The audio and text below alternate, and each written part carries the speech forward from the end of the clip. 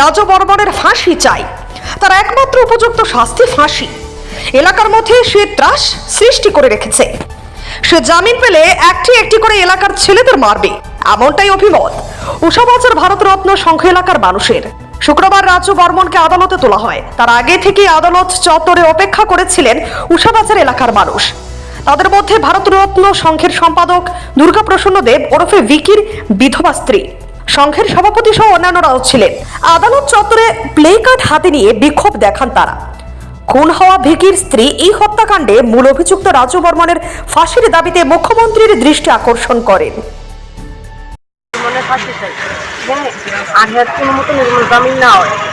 আর হ্যাঁ অনেক আগে বাচ্চা থাকতে আগে থাকতে রাজু বর্মন অনেকবার ফোন করছে, ফোন করে হুমকি দিচ্ছে, পিস্তল দেয়াছে। আমরা দুজন একলা যাইতেছি, গাড়ির দৈরা সেরা হ্যাঁ শনিতলা দাঁড়াইছে, আমরা বন্দুক ধরছে, বলছে আমরা জানি মেরে লাগব। আর আমি চাই রাজু বর্মন যেমন ফাঁসি হ্যাঁ যেমন কোনো মতন ছুটতে না আইয়া, যদি হ্যাঁ ছুটতে আইয়া তাহলে আরেকজন লাশ হ্যাঁ ফালাইব। সেটা হ্যাঁ খুন করতে করতে হ্যাঁ অভ্যাস হয়ে গেছে, হ্যাঁ পরিণত এমন। ভারতরত্ন সংঘের সভাপতিও একই দাবি করেছেন। রাজু বর্মন ছাড়া পেলে এলাকায় আরো বেশ কয়েকজন খুন হতে পারে বলে তাদের আশঙ্কা। রাজুর সঙ্গে থাকা অন্যান্য দুষ্কৃতীদেরও গ্রেপ্তারের দাবি তুলেছেন তারা। এক কথায় রাজু জামিন পেলে পরিস্থিতি কি হয় তা ভেবে গভীর সঙ্গে উষাবাজার এলাকার মানুষ।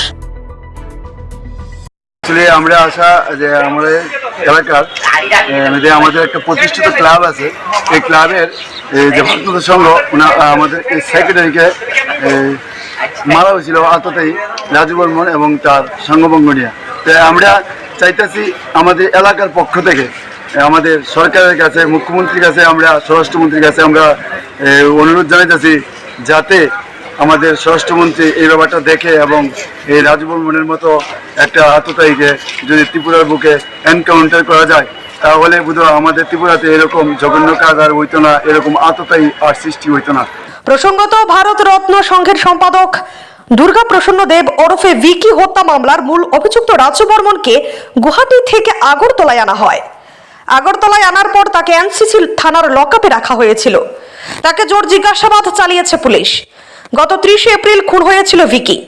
এয়ারপোর্ট থানায় মামলার নম্বর 37/2024। এই মামলায় রাজু বর্মনকে মূল অভিযুক্ত হিসেবে ধরে নিয়ে পুলিশ তদন্ত এগিয়ে নিয়ে যায়, কারণ ভিকির পরিবারের পক্ষ থেকে রাজুর বিরুদ্ধে অভিযোগ করা হয়েছিল।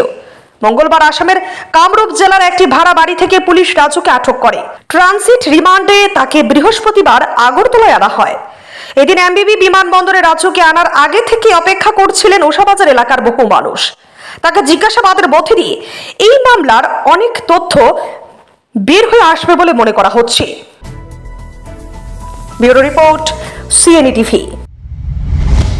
CNE TV, channel for news and entertainment.